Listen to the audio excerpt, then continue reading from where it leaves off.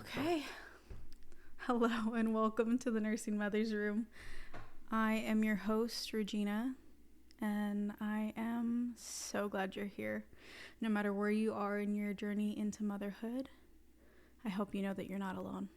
So welcome to the Nursing Mother's Room. Well, Happy New Year. I hope everybody had a good Christmas and New Year's. As you can see, for those of you who have been here for a while, you can see that we are not sitting on my big old comfy couch. Today, we are sitting at the dining table. For those of you who don't know, I have a little small Etsy shop. And on my Etsy shop, I have a bunch of little clay ceramic things that I make. And I have a new order for a little Miffy. If you guys know what that is, I'll put a photo of that up there. Miffy the bunny. I make little ceramic like glasses holders, trinket trays and stuff, and they have honestly this past year have been so stinking popular that I have just been getting so many orders for them. So today we are just gonna sit and craft and talk, so I know it's been a while. I know that there are so many of you who are wondering, where the heck have I been? What's been going on? Most of you know that I'm getting ready to have baby number 2. And so as we do that, it has just been a crazy journey. We made it through the holidays, which has been amazing. And I have begun fully nesting. And so as we are in transition, getting things ready, we are now just shy of 2 months away to having this baby. So it's going to be a fun time. And yeah, so today we are just going to kind of multitask a little bit, get some things done, kind of sit, relax. I don't know if you guys make New Year's resolutions. I very much don't normally. I just kind of feel like when I make a New Year's resolution, I kind of set myself up for failure because I'll continue to do something for a week, maybe 2, and then I'll kind of beat myself up about it that I haven't continued or followed through with stuff. So I have kind of made the resolution to not make resolutions. And with that, I feel like I have just been at more peace mentally. I'm not as hard on myself if I don't continue or finish something. And I also just give myself the freedom to change my mind of doing something that I want or don't want. And obviously this year, I know people try to do goals to be healthier, lose weight, things like that. I obviously am not in either one of those ballparks currently, as I am growing a baby that is now, I think they said she's almost 3 pounds already, which is exciting, but I am very much nervous that she's going to be very, very big. My son, when he was born, he was born at 35 weeks, but he was 6 pounds, almost 7 pounds already. So they said even for a preemie, he was still pretty good size, which I was very grateful for since he came so early. But also was like, dang, if he would have gone to his due date, he probably would have been like almost 8 or 9 pounds. So very grateful we got him out early. But yeah, I know it's been a while. And so today I really just wanted to sit and chat with you guys and kind of update you on everything. And I think the last time that I did a solo podcast, we either had just announced that we were having a girl or shortly thereafter. But yes, baby number 2 is a girl. And I knew from the start that when we got pregnant that this would be a girl. And I kid you not, I started having dreams back in March that we had a little girl. And it was like I was running around with Bub, but I'm holding this little girl in my arms. And I'm like, where did she come from? Who is this? And then in around July, we found out that I was pregnant. And I was like, yep, I think that's going to be a girl. So very, very excited, very grateful. But I also am very nervous, if I'm being honest. Since I was younger, I always knew that I wanted to be a mom, but I didn't want to have girls, if I'm being honest. And the reason why I didn't want to have girls is because I very much grew up with other girls, and I know the mean girlness and the cattiness and the pettiness and all the stuff that comes with being a girl is not fun. And I know the things that I went through growing up with people in my life. And I never wanted that for my daughter. I never wanted to be afraid of her having low self-esteem, having body image issues, having to deal with insecurities because of boys or peers. And I know that boys go through their stuff too, don't get me wrong. But I think for girls, it's just at a whole different level sometimes. And I think because of that, it can be very scary. And like I said, I know what I went through growing up. And I was always like, I really don't want girls. And it's funny because my grandmother, a couple years before she passed away, she looked at me one day and she's like, you know what? Your first baby's going to be a girl. And I was like, Grandma, don't say that. Don't say that. Don't let it be true. And thank God I had a boy first. But I just always was very terrified of having a girl because girls can be mean. And the stuff with girls just sometimes doesn't end. And I very much went through a lot growing up. And even from high school into college, once I got to college, I was very much like, I'm over the high school girl drama. I'm over all the junk. I just want to focus on school and I want to get out. And that's what I did. And I graduated with my bachelor's a year early because I was like, I'm over this. And, I had friends in college and, made some really good friends that I'm still friends with today, which I'm very grateful for. But I also had to have the maturity to walk away from a lot of pettiness and different things and stuff. And so I have just been very terrified for a girl. And I know the things that my parents instilled in me with waiting for marriage and waiting waiting for the Lord to bring the right person to marry and to be with and to be a husband and a spouse and a father. And I knew that that's what I wanted to wait for and that's what I wanted to do. And so it was really hard. And then again, the comparison thing for girls, like you don't look like certain girls, or you're not as skinny as certain girls, or you don't have the curves like other girls, or just whatever it is, like trying to find yourself while also trying not to just please other people. And I think for me, I ruffled a lot of feathers with guys in high school and college and stuff because I just knew there were certain things that I was like not going to compromise. But that came with knowing who I was and knowing who the Lord was to me at a very, very young age. And I think that was something my parents did really well when we were younger, was help us to focus and to keep our eyes on the Lord and what He wanted for us. And I think because I knew that at a young age, I definitely didn't want to stray from that. But even in that, I still dealt with a lot of stuff. I still dealt with, having to walk away from certain situations and certain people and, thinking, oh, this guy like really likes me. Maybe this is the one I'm going to marry, stuff like that. And then him turn around and sleep with somebody else because I was waiting for marriage and I wasn't going to have sex with anybody beforehand.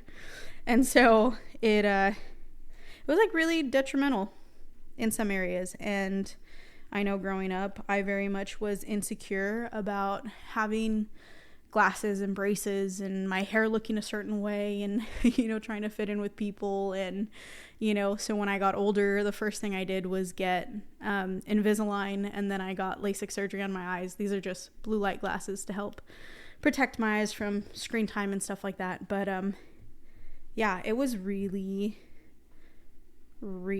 like a struggle for the longest time. But I just had to keep reminding myself, even in those situations, that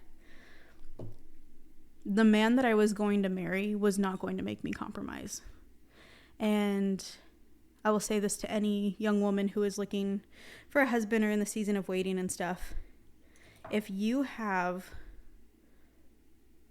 non-compromising goals or things that you want for yourself or in your life, or if you want to wait for marriage, if you don't want to wait, or whatever the case may be, if you have somebody that is pushing you past those boundaries, even while they're saying they're a Christian or they're a man of God or whatever, run.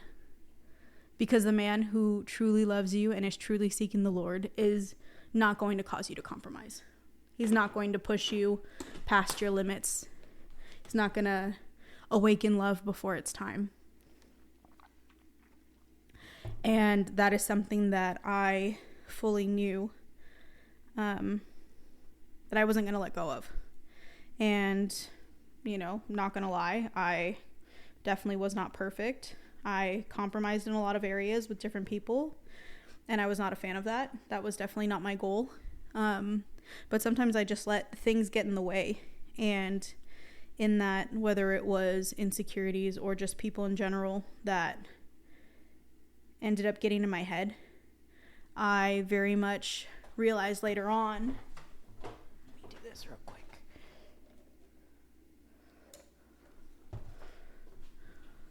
I very much realized later on and realized the hard way that, again, the person that loves me for who I am is not going to make me compromise. So if I had one guy after college, actually. It was a friend of ours, a friend of a friend, mutual friend, and he was very much like trying to pull me away from like my family and stuff. He was an only child, and so I think he like the idea of having a really close family, and Hispanics and stuff, like Hispanic culture is like very close in general, and then plus my family is just crazy. So we had I was just always with my family, and when I pictured being with somebody, I pictured somebody who would be able to hang with my crazy family, and if they couldn't, then they weren't the one. And Ryan will even tell you to this day, as much as he loves my family, they're pretty crazy. And it's been a roller coaster of stuff with, different things, but just in the family dynamic that we have, we were very close. We were going to the movies every week at the time, and we were doing like a ton of stuff together, and I was just always with my family. And another thing that like for me, like I wasn't sleeping with anybody, I wasn't doing anything. So like being around my parents with my boyfriend or guy I was dating or whatever was not weird to me, because I wasn't trying to hide anything. Like I wanted him to get to know my family, because again, if this was somebody that could be a potential future husband, future spouse and stuff, he's gonna have to get along with my family. So we were trying to figure out different things, and I was 22 at the time, 23 maybe, and he was very much like, you're an adult. Why do you have to listen to your parents? Why do you this? Why do you that? And I was like, I don't have to listen to my parents because I'm an adult, but I have respect for my parents. So if they really don't want me out till like 2 a.m, I'm probably not going to do it. And it was just this thing of like, yeah, my parents didn't really have authority over me anymore, but I honestly respected my parents, and I liked spending time with my parents, and I liked hanging out with them and different things. And so I was just like baffled by certain situations or certain things that would come up with this guy, and he just like didn't get it. And he was like, I really like you. He's like, but I hate how involved like your parents are. And I was like, well, I don't know what to tell you. Like, that's just how things are. And for him, he was just like, yeah, I just can't do it anymore. And he was telling me how his friends told him that that's actually like really bad. And his friends were pastors, and, they were like youth pastors and all in Bible college and all this stuff. And they said that that's like, that's not honoring of the Lord to have to be like told what to do by your parents and stuff. And I was like, just so confused. I was like, how does this make sense? Like, nothing he was saying was making sense to me, but to each their own. And obviously I didn't marry him, and I wasn't with him, but it was situations like that I knew that I just had to walk away from. And even in that, like with him specifically, it was a thing of like waiting for marriage, yes, but also wanting to do everything under the sun but actually have sex. And I, at the time, I still hadn't even had my first kiss. And I was like, you know what? I think I'm good. I actually don't want to do that. And he was really bothered by it. And so even like in that, like you can have really strong, godly guys who are in the church and this and that, but they'll try to get you to compromise. And I don't know if that's a thing of just being insecure or them needing to die more to their flesh or whatever if they're dealing with stuff. But I just knew that that wasn't for me. And if I'm being honest, 90% of the time, each one of those guys who tried to get me to compromise had a pornography addiction.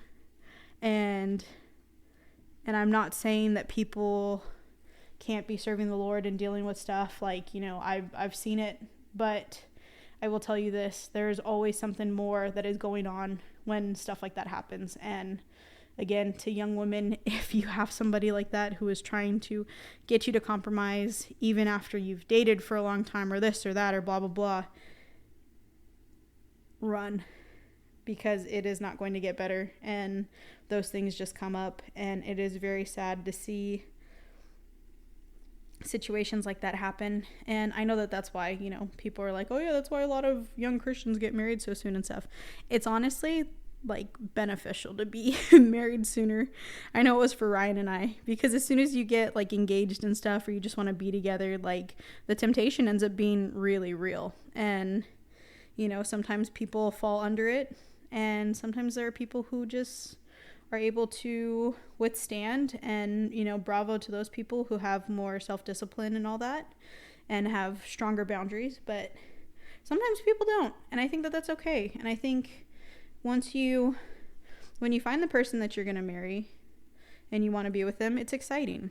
And it's exciting to picture your life with them. And I kid you not, after Ryan and I got married, one of the best things was that we didn't have to leave anymore. We didn't have to have a curfew. We didn't have to, you know, have a certain point where we're like, okay, it's getting late, like we gotta go. We were just like, okay, now we get a forever sleepover and nobody has to leave anymore, and we're okay, you know? So I would just say that, again, if you have somebody who's coming at you and trying to get you to compromise, and boundaries are different things, run, because they're definitely not it.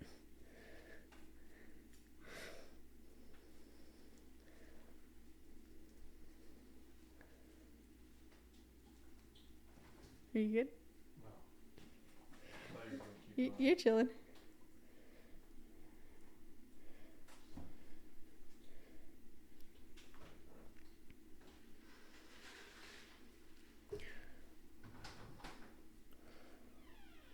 Can take a brief intermission.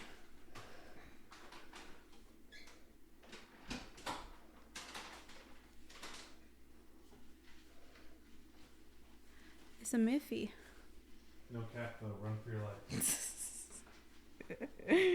Wise words from a wise man. But all that to say, I have definitely had my share of run-ins with different guys. And I think that being a woman, it is very hard to determine or decipher certain things. And when you hear somebody telling you one thing, but their actions are showing another, it's a very clear sign that they do not have your best interests at heart. So with now having a daughter, these are the things that I think of how do we protect her from, you know, a wolf in sheep's clothing? How do I protect her from the men that'll come and try to, you know, woo her or try to pretend that they're godly men, but they're dealing with crazy things and stuff. And again, it's not a thing to cast judgment on people. I'm not judging anybody if they struggle with stuff. But I also know that I have fought hard personally to come out of pornography addictions and, you know, masturbation and different things like that. And I know that before I even met Ryan, that is not something that I wanted to have be a part of my marriage on either one of our ends. And so we had a lot of conversations about that before we even started dating. And it was really good for us to be open and communicate. But I also knew that if he was struggling with that, that was something that I couldn't help him with, especially while dating. And that was something that he was going to need to figure out on his own before we could even, think about a relationship and stuff. And thankfully, the Lord had already dealt with him on those things. And he had accountability partners and, people to just kind of, be there for him if he was struggling or different things. And I was very grateful for it.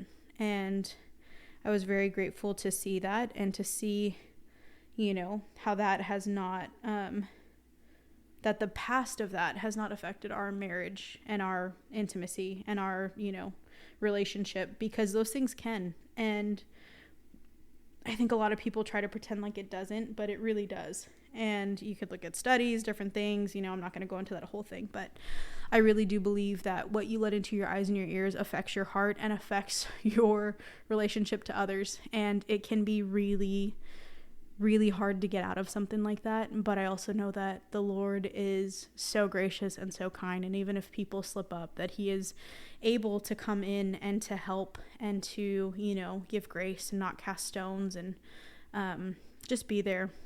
But again, all that to say that as somebody who has gone through that and gone through that with other, boyfriends and such, that is not something that I want for my daughter. And so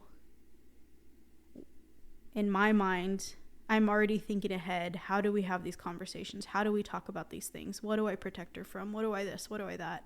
And it's really hard to think of certain things, to think of, situations, or, if something were to happen, what do I do then? How do I approach it? And again, obviously, I know that things happen to boys and girls, but I do know that there's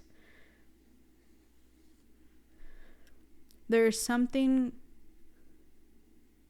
how do I say this? There's a greater attack on women, especially those who are trying to live godly lives and waiting, because there's something so sacred in it. There's something so sacred and beautiful to knowing that you're the only person who's been intimate with your spouse, to knowing that the bond that you share with somebody like that when you've come into a covenant marriage, that nobody else can have that.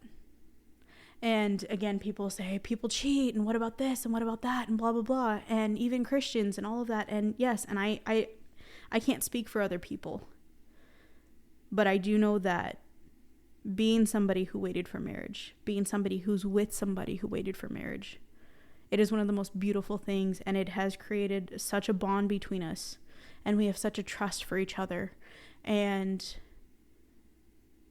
it's just beautiful. And knowing that I'm the only person that knows my husband like that is such a gift, and that's why the Lord wanted it to be specifically for marriage between a man and a woman. And when you come into that covenant, there's just nothing like it. And so it's like we think about these things, and I want to instill that in my children. Obviously, in my son, we would love for him to wait. We would love for our daughter to wait. But we also know that there's grace if things happen. And, it's not an excuse. But I also just know that there are certain things that we're not going to do with our kids. And part of that being, I've talked about this before. We've talked about it on one of the first episodes that we had. Our children, the Clunk children, will not be doing sleepovers. They will not be spending the night at people's houses, even for people that we trust, because you don't know who's going to come over. You don't know what's going on in somebody else's house. You don't know the different things. And it's not to say that people are bad. I'm not saying that at all. But statistics have shown that the likelihood of something happening for children in other people's homes is very high. And obviously I don't have those statistics off the top of my head, and I probably should, but it is very, very, very high. And even growing up, I wasn't allowed to have sleepovers at people's houses. And there were a few people that we did, and thank God there was nothing crazy that happened and stuff, and we were protected. We had good, godly Christian friends and people that we stayed with. But on top of that, you just never know what's going to happen. And I think that as parents, we are entrusted to be mindful of our children and who they're around and what's going on. And when they're in somebody else's house and they're staying the night, you don't have that. And some people say that I'm controlling or a helicopter parent or whatever. That's just a boundary that we have. And if you don't like it, you don't have to do it. But that's just something that we're doing for our family. And I've talked about it before, that there was a time where, a situation where let me say it like this, that I wanted to spend the night at somebody's house. My parents said no. And my mom felt bad for me. And she was trying to convince my dad, oh, all of her friends are going to go. Just let her go. And my dad said, I don't feel good about it. And it was people that we've known, people that spent the night at their house beforehand. But this time he said, I feel in my spirit she shouldn't go. And come to find out afterwards, at that sleepover, that there was another person who came by, because the person that I was going to spend the night with had a sibling, and that sibling had friends come over, and the siblings' friends were older, and everybody who spent the night got molested that night by the friends of the sibling. And we found that out later on, obviously, because there was a whole thing. But it was situations like that I was very grateful that, you know, even in certain cases, there sometimes would be okay to spend the night at somebody's house or to, you know, hang out longer, late nights, whatever and stuff. I'm still very grateful that I had parents who were listening to the Holy Spirit and who prayed. And, you know, it's just like David in the Bible. Like, he would go and inquire before he went into war or into battle, because each battle was different. And he was not to go into the battles the same.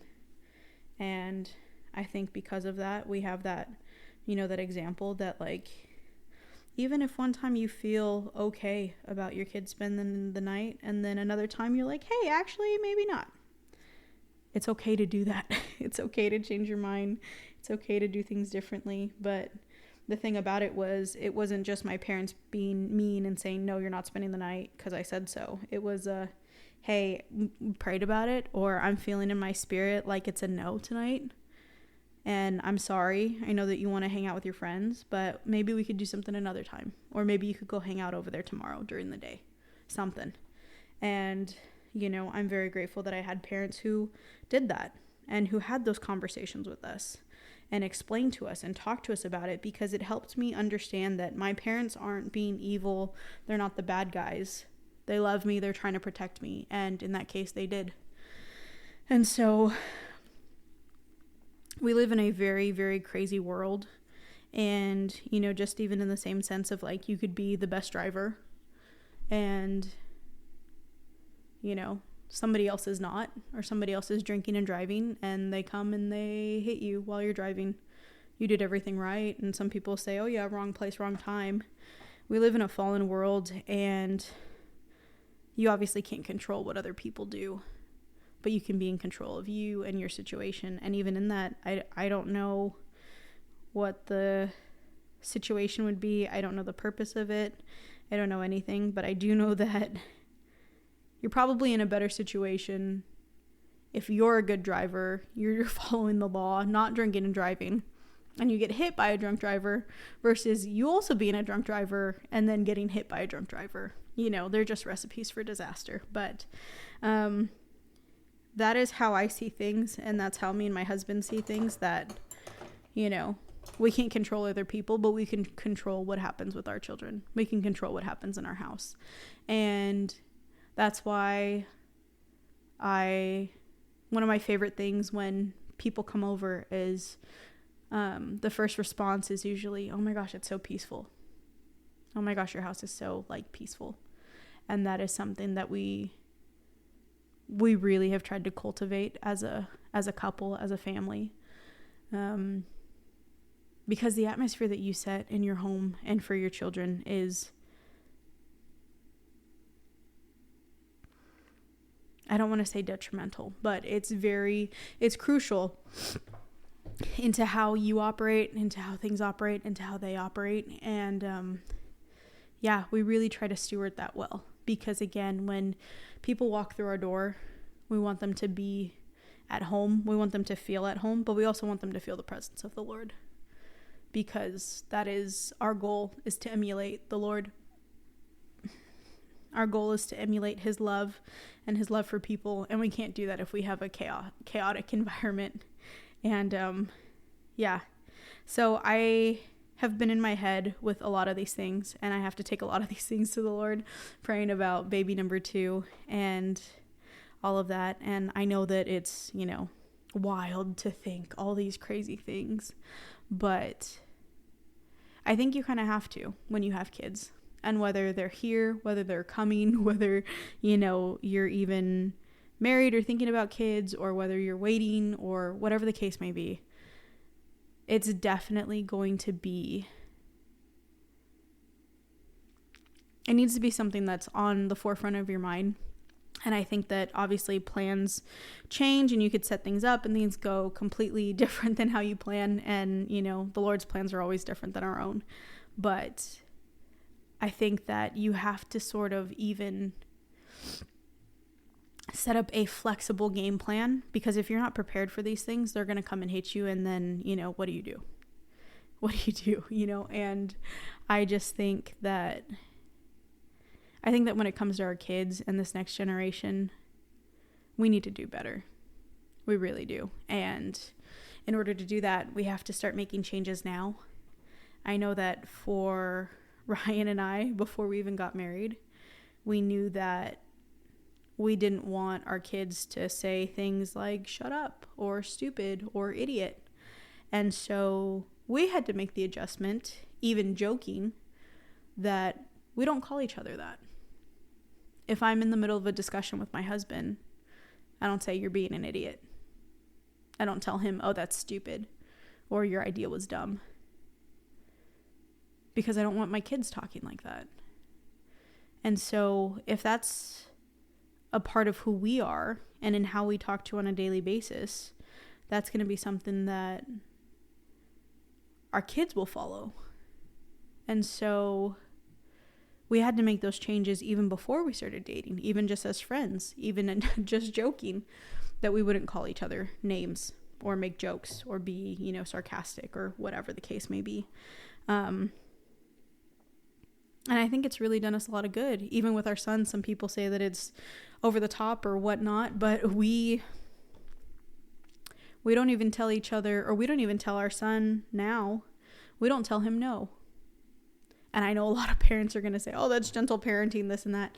No, it's not that we don't correct him, but we don't tell him no.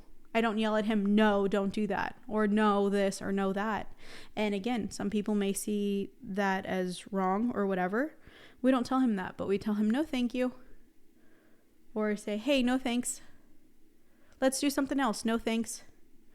And even in that, we're still correcting, we're still addressing, but it's a lot kinder. It's a lot less harsh on him. And it's not going to be this thing that overwhelms his nervous system because he's getting yelled at from across the room. And again, this is not a thing. I'm not judging people or parents. If that's what you do, that doesn't matter to me. I'm not telling anybody how to parent, but for our house, this is what we do. And even in that, our son's still just one day, I think he had just turned a year old, and he starts going around and I'm like, can you do this? And he goes, no, all happy. I'm like, Bubbies, can you do this? And he goes, no. Did you do this? No. And I'm like, where did you even learn that from? Because we're not telling him no. He's not around people telling him no. But somehow he learned how to say it. And so it just really cracks me up that, even in that, you can do all the things right. You can try to adjust and adapt and try to do things different with your kids, and they still do certain things. And it's not bad, but that's just something that we have for our kids, that we don't like saying no. And we like saying no, thank you. And we like being kinder about that stuff because, again, it's not a thing of trying to get my son in trouble or yell at him or punish him. It's, hey, we're recognizing this and we're going to adjust and we're going to stop what we're doing and we're going to do something different and we're going to redirect. And it's just wild. But, yeah, so we have a lot to navigate, but in that, it's just a thing of even creating certain habits now that will affect our kids in the future. And I don't know if my daughter's going to come out and she's going to be the one to start yelling no at me all the time. But I know that my approach with her is going to be the same with our son, that, we're going to tell her, hey, no, thank you. No, thanks. We're going to do something else. And that's just how we do it. And so I know that this has been a very different podcast. And if you've been around long enough, you know that this is not the typical podcast topic to talk about. But I do think that it's important. And I think part of it being with me preparing mentally, emotionally, physically for this new baby coming, there are so many things that the Lord is already putting on my heart that I am going to have to adjust with my daughter that has been different than it's been with my son. And I'm nervous, but I'm excited at the same time that the Lord has entrusted us with a little girl. And as terrified as I am to have a little girl, I know that I'm not doing this alone. I have an amazing husband who's able to partner with me, and he's also able to partner with me and partner with the Lord on what we need to do for our kids and for our daughter. And I know that, I had an amazing dad growing up, but I also know that my daughter has an amazing father who is going to be present. And, I'm praying that because we've done things differently, she won't go through a lot of the things that I went through. And I'm praying that that would be the case. And we're just going to take it one day at a time. So as we enter, I'm already in the 3rd trimester.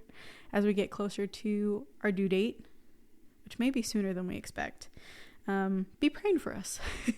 Because it's going to be a wild ride. And I have started nesting already, and I am trying not to panic because I feel a little more prepared and then not prepared at all. So it's going to be a fun ride. And as we get closer, we will keep you guys updated. And yeah, make sure to follow us on social media. If you have a story that you would like to share or you want to be featured on the podcast, please email me. I'll drop the email below. And thank you guys for watching and for being here. We had a wild ride this past year, and starting this podcast was definitely nothing like I expected. But I'm thankful for everybody who has been here, new followers, old followers. And I'm thankful for the journey that we've been on. And I know that the Lord put this on my heart to, connect with other mothers and to connect a community of moms or moms to be or women who want to be moms one day. And I don't take that lightly. And during this time of these episodes and, even the time that I took off to take a break over the holidays and such, it was wild thinking of all the things and, going through my own stuff, but thinking about the moms who may have been on their own this Christmas season and these holidays. And it just breaks my heart. Breaks my heart because I know that that's not how things are meant to be. And so I pray that if you are watching this podcast, that you know that you are not alone wherever you are in your motherhood journey, and know that we're always here for you, and the Lord is always there for you. And I pray that you stick around. And we have some exciting guests that are going to be coming on in future episodes, and I can't wait to share more details with you. But yeah, it's going to be good. And the Lord is definitely doing something in moms and in motherhood. And I feel like even in just this new year, there's something coming for moms. And It's going to be really good. So stay tuned, and we will see you next time here in the Nursing Mothers Room.